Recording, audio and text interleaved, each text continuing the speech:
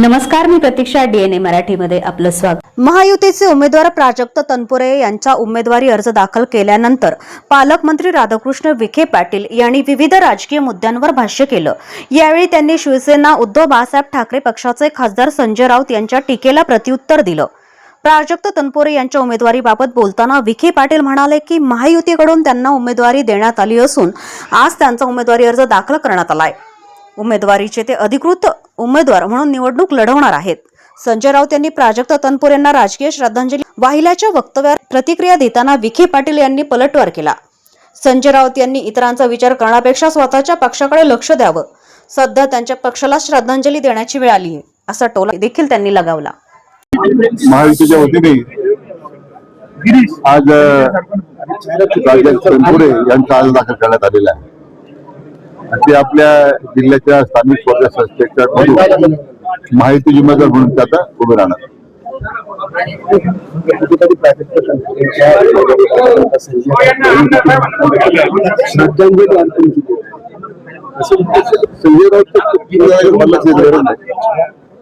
संजय राऊतने आता स्वतःचा विचार केला पाहिजे. स्वतःच्या पक्षाला श्रद्धांजली अर्पण करण्याची राहिली आहे स्थिती सुद्धा त्यांनी करायला.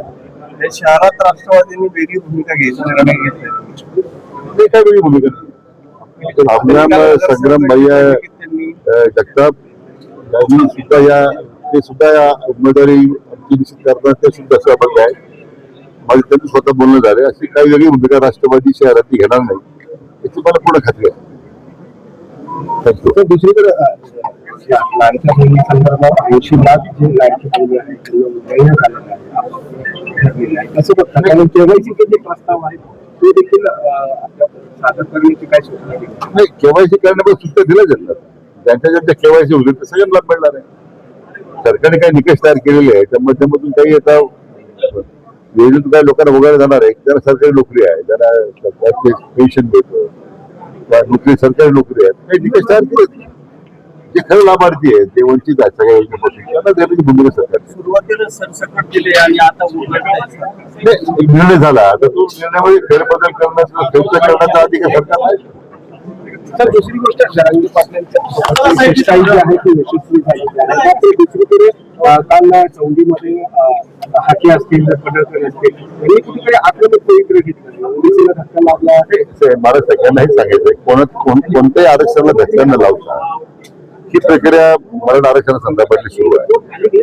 त्याच्यात मी निवेदन पाहिलं असेल की आम्ही जरगे पाटील आम्हाला दिला आम्ही जे काही त्याला मान्यता देऊन त्यांनी जर वाचन केलं पुढे असं नाही की अन्य आरक्षण करून आपण त्या द्यायला निघाला असं काही कोणाचं आरक्षण धक्का लागणार नाही.